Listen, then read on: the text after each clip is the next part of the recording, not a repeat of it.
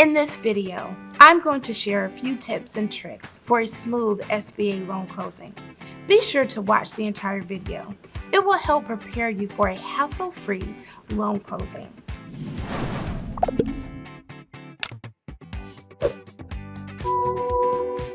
Hello, welcome to SBA Unlocked.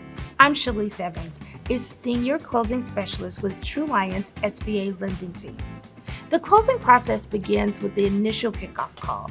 It is during this call where I explain the entire process, the roles and responsibilities of everyone involved.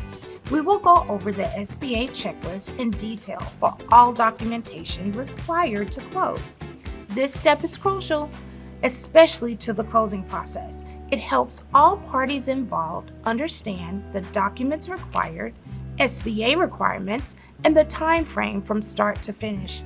I like to start each kickoff call with addressing the elephant in the room.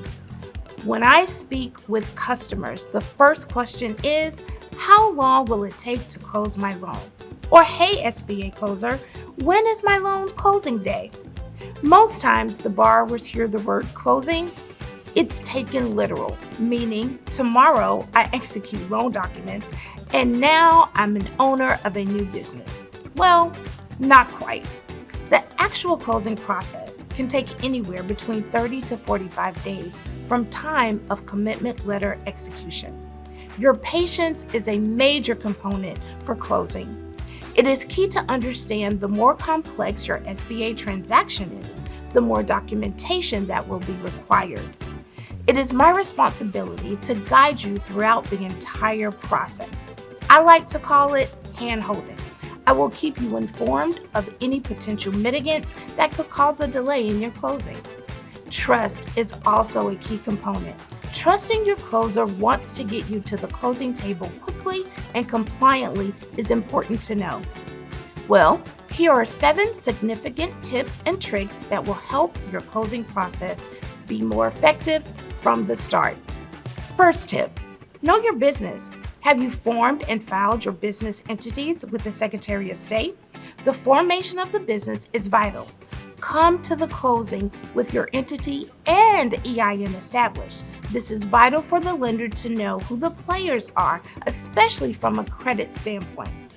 If you come to the closing process with a ETBF, entity to be formed, this will definitely cause a delay in the process, and no movement can happen until we know the formation has been filed and approved with the Secretary of State.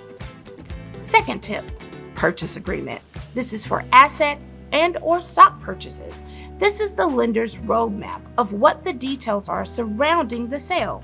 Have a draft copy of your purchase agreement, which should entail the following: the sellers, the borrowers, the purchase price, the address of the business, and specific covenants to include all assets from the sale to be conveyed.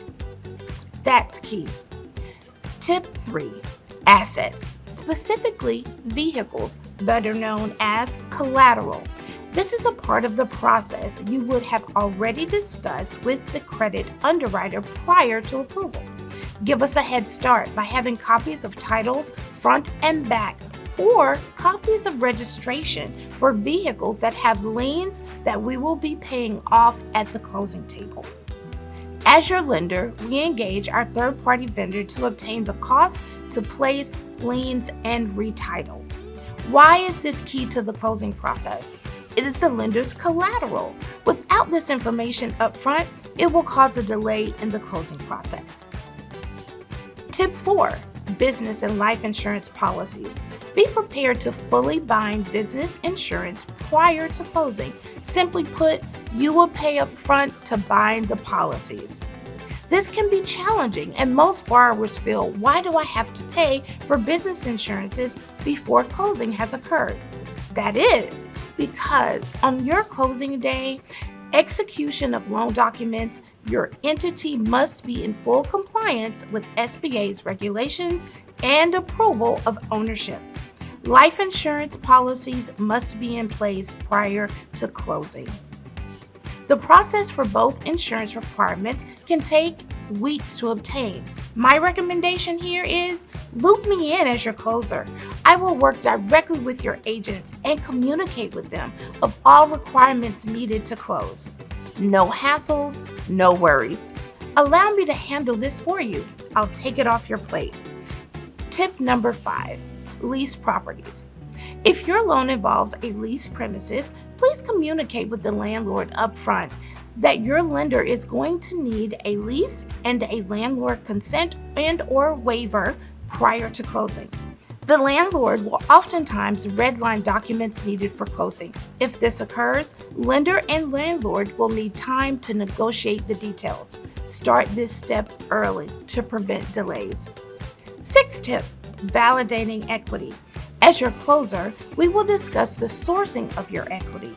It is key to provide the required documents such as bank statements, earnest money deposits, and other documentation showing equity paid from personal funds, which basically means your skin in the game. If credit cards were used for equity, statements showing proof of payments are also required. Not having the required equity source prior to closing will cause a delay. My 7th and final tip, hire an experienced SBA attorney to help guide you throughout the closing process. You may ask, why do I need an attorney? SBA attorneys chaperone the process between you, seller, and lender from a legal perspective. SBA attorneys assist in ensuring you comply with all SBA regulations and reduce the risk of penalties and legal pitfalls. Well, that does it for me. I hope you find this video helpful. Thank you for watching. I'll see you on my next kickoff call. Thanks for watching SBA Unlocked. We hope you found this video helpful. If you want to get in touch with us, send us an email. We'll leave it in the description. And don't forget to smash that subscribe button.